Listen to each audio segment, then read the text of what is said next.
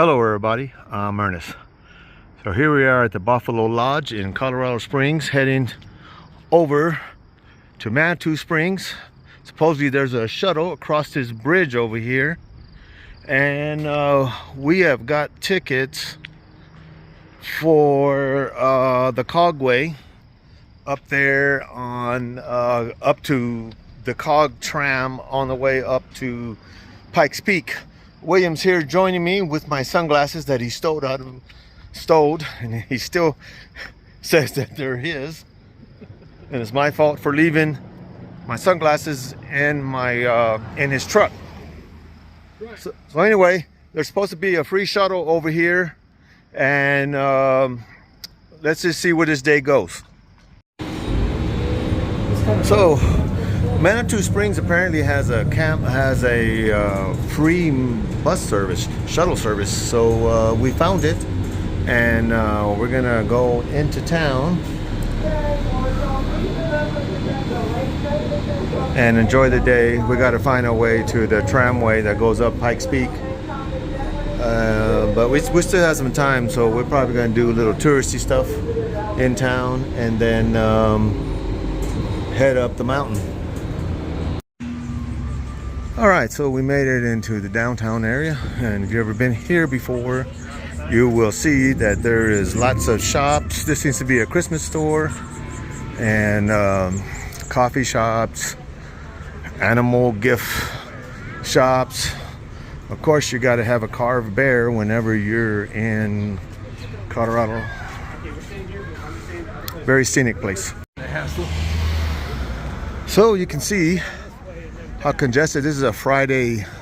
It's around noon or so, and you can see how much business is going on here. Luckily we took the tramway. We didn't have to park down here because parking is a premium and you have to pay for it. And William, he does not like to pay for anything. Me? Yeah. You, dude. So they got this nice clock here, erected for Colonel Jerome Wheeler, who was actually instrumental, I guess, in developing this area of Manitou Springs. Very scenic town. Reminds me of all Estes Park in Fredericksburg, Sedona, you know, all those little artsy-fartsy kind of places. What I like to call girls' towns. There's William with my glasses on. He still denies it.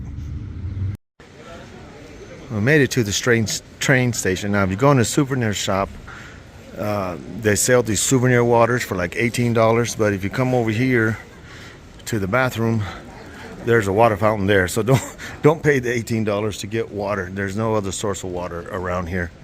But we're just waiting on the 2 o'clock train to come down, and we'll be heading up the mountain. In the world.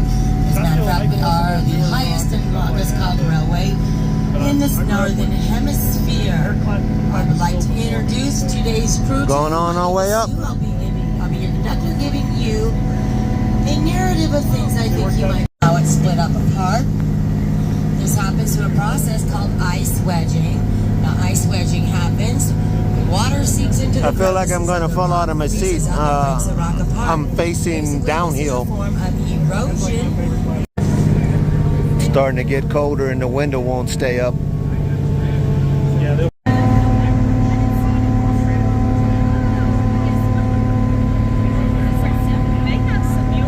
This Tava or Sun Mountain, there's history dating back almost 11,000 years as to the primary occupants were and what they had named it as well.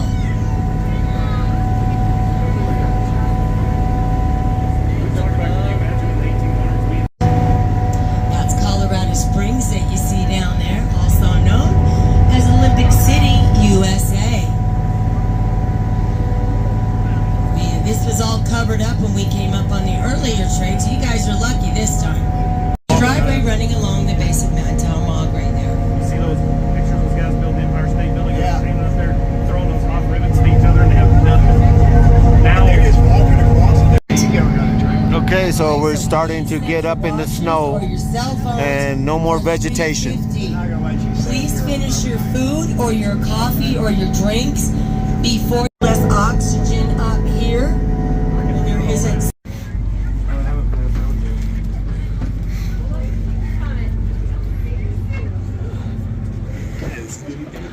Oh my God, we literally landed in the North Pole. We just made it up to the Pikes Peak, and down there in Manitou Springs it was like 70 degrees. Up here we're up around 30 degrees is what they're telling us.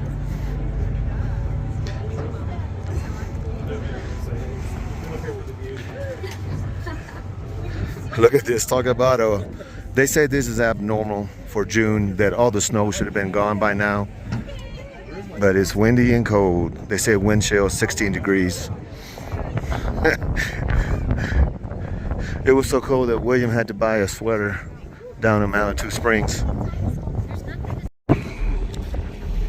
So the last time I was up here was the old structure was up here. This is a remainder of original Summit House constructed in 1873. But now, since before there was another, I guess, gift shop, restaurant, whatever you want to call it. But now they built this new Pike Peaks Summit Visitor Center. This was under construction when I came here in 2020. But you're not gonna see nothing. There's nothing to see up here now. It's kind of a lewd point to come up here.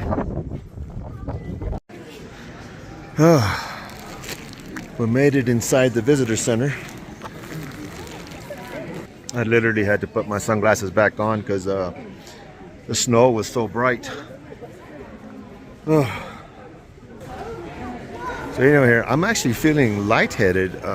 We're up here at 14,000 feet of elevation. Last time I was up here, I didn't feel lightheaded, but I'm kind of feeling lightheaded. Let me see if I can find William.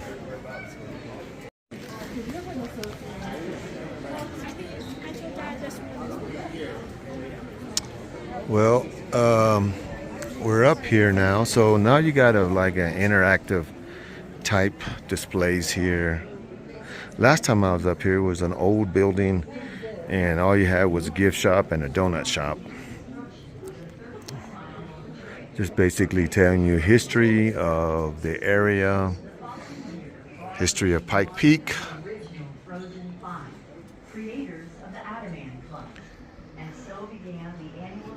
I don't know, the phone's doing some kind of weird framing. I'm trying to shut it off. It wasn't the only annual event to take root. In 1916, entrepreneur Spencer Penrose constructed the Pikes. Yeah, this is much nicer than what was up here previously. And a new kind of thrill seeker arrived. At the annual Pikes Peak International Hill Climb, drivers... Man, I'm seriously feeling lightheaded up here in the gift shop. I'm feeling kind of like I really got to watch myself so I don't pass out or whatever. I didn't feel this way last time I was up here. I was hiking and whatnot. I don't know if it's the temperature made a difference or what.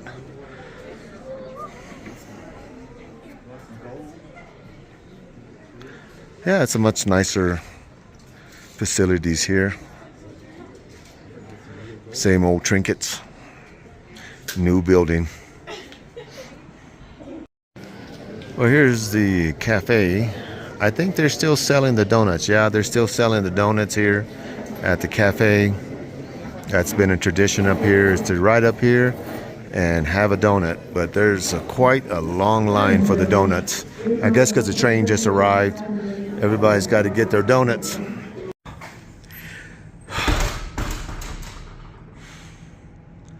Well, I come up here to the top level where there's nobody out here. And it's because this used to be, from what I remember, the parking lot. But like there's absolutely nothing to see. I guess we picked a bad time to come up here. But it feels like we're still in February up here, and it's June. I think June the 14th today.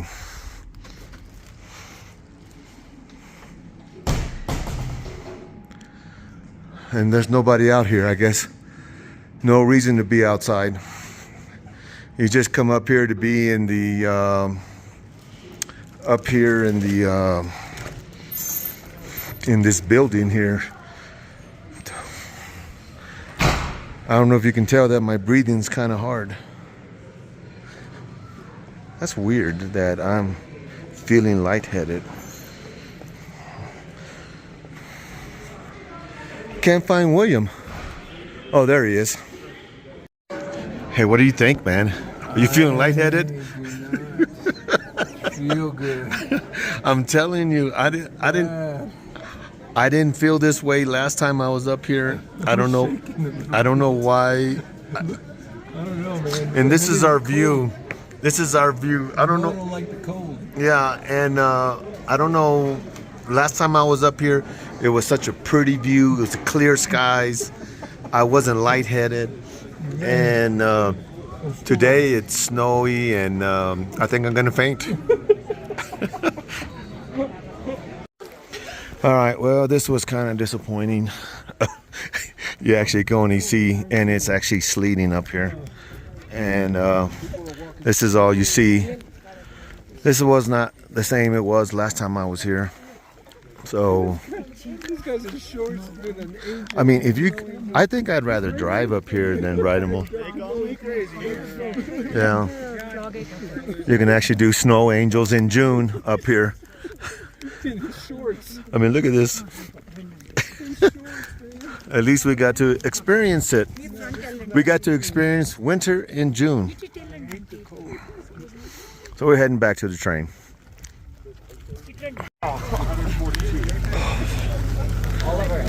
All aboard. It's sleeting pretty hard now. And the Pike Peak. We're getting pelted. All right, we're on our way down.